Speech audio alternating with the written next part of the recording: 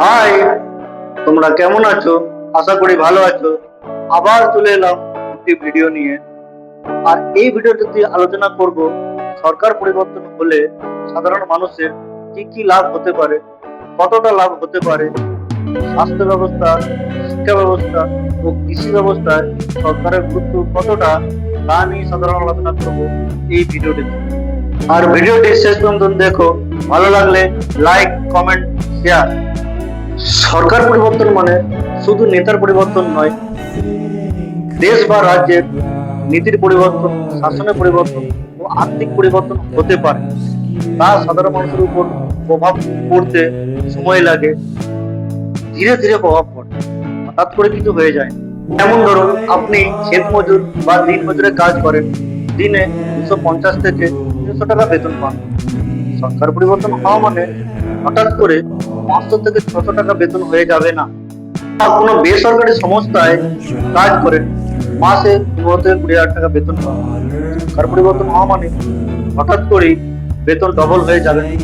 বা ছোটখাটো কোনো ব্যবসা করেন, রাতারাতি সেটা কি বড় হোলসেলার হয়ে যাবে? না, কখনই হতে পারবেন না। ফলে সরকার পরিবর্তনে সাধারণ মানুষের যে বিশাল কিছু লাভ হয় তা, আর যেই বিষয়গুলো সাধারণ মানুষের সাথে জড়িত সেইগুলো বেশি গুরুত্ব দেয় না কোনো সরকারই, না কোনো রাজ্য সরকার, না কেন্দ্র সরকার। আমাদের দেশ বা রাজ্য কৃষি প্রধান, বেশিরভাগ মানুষই কৃষির উপর নির্ভরশীল। আর কৃষি ব্যবস্থার সরকারের তেমন কোনো গুরুত্ব নেই। কৃষি পণ্য পরিবহনের সরকারের কোনো আধুনিক ব্যবস্থা আছে বলে আমার জানা নেই। ফল, সবজি, দুধ ও মাছের মতো দ্রুত নষ্ট হওয়া পণ্য কম খরচে দ্রুত বাজারে পৌঁছানোর ব্যবস্থা কোনো সরকারেরই নেই, রাজ্য সরকারের না কেন্দ্র সরকারের। আর যা পরিবহন ব্যবস্থা আছে সব বেসরকারি, এতে কৃষকের তেমন কিছু লাভ হয় না।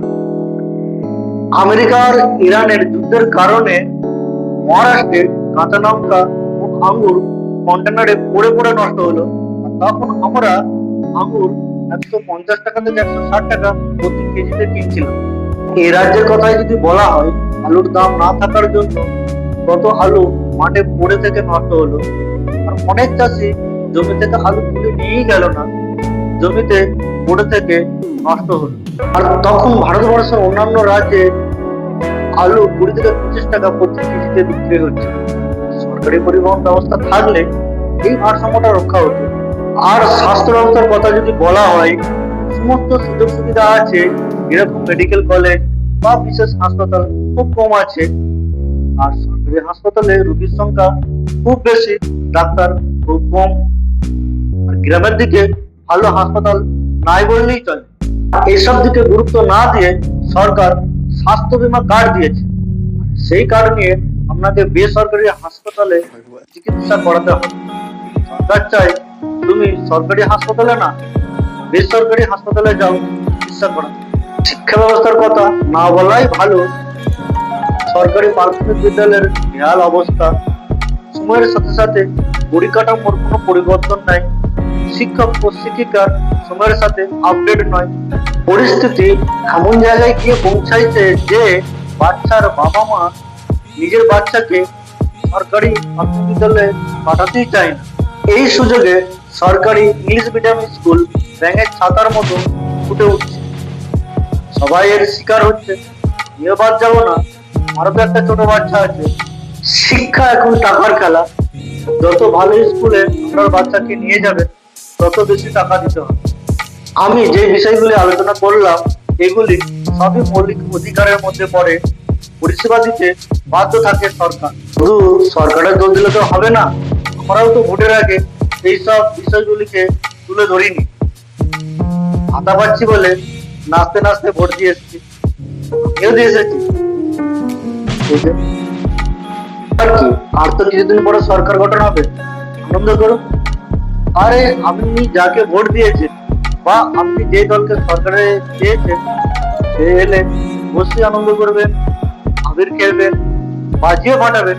একটা জিনিস মনে রাখবেন, আপনার আনন্দ অন্যের দুঃখের কারণ না হয়।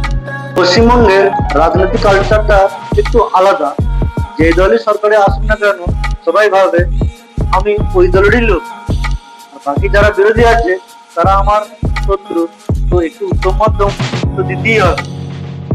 একটা কথা মনে রাখবেন, হিংসা কখনই সমাধান হতে পারে না, বা হিংসা একটা সভ্য সমাজের কখনই অঙ্গ হতে পারে না।